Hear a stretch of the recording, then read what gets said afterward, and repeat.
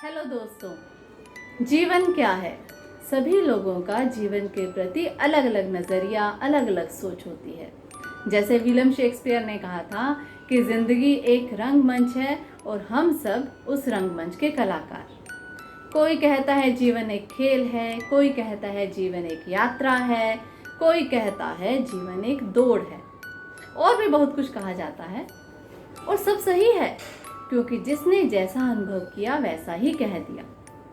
मैंने भी पढ़ा और महसूस किया कि जीवन सृष्टि का दिया हुआ एक खूबसूरत वरदान है, और इस वरदान को हम इतनी खूबसूरती से अदा करें कि ईश्वर या प्रकृति भी यह कहने लगे कि वह मानव, मेरे दिए हुए वरदान को तुमने कितनी सहजता से, कितनी संतुलनता से उपयोग किया। इसी बात पर एक छोटी सी कहानी सुनाती हूँ, जिसका शीर्षक है जीवन का रहस्य। यह घटना उस समय की है जब मानव का जन्म नहीं हुआ था।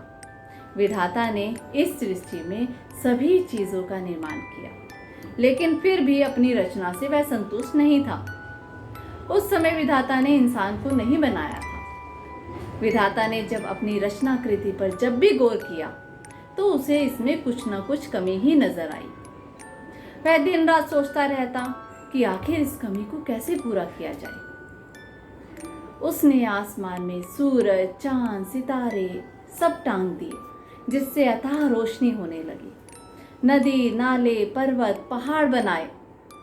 पानी का अतुल भंडार बनाकर पृथ्वी को शीतल जल से तृप्त कर दिया। अनेक पशु पक्षियों की रचना की। चारों तरफ प्राकृतिक छटा से भरपूर हरियाली की चादर बिछा दी। फिर भी विधाता को संतुष्टि नहीं मिली। आखिर एक दिन विधाता ने चंद्रमा की मुस्कान, गुलाब की सुगंध, अमृत की माधुरी, जल की शीतलता, अग्नि की तपिश और पृथ्वी की कठोरता से मिट्टी का एक पुतला बनाया और उसमें प्राण फूंक दिए। मिट्टी के इस पुतले में विधाता ने तरह तरह के गुण भर दिए। इस सुंदर पुतले में प्राणों का संचार होते ही पृथ्वी पर सब तरफ रौनक फैल गई। विधाता की इस अद्भुत मनमोहक रचना को देखकर देवदूत आश्चर्यचकित रह गए। उन्होंने विधाता से पूछा, यह क्या है प्रभु?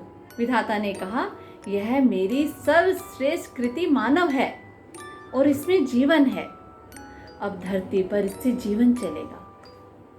विधाता की बात पूरी भी नहीं हुई थी कि देवदूतों ने कहा, क्षमा कीजिए प्रभु, लेकिन आपने इतना परिश्रम कर एक मिट्टी को आकार दिया, उसमें प्राण फूंके।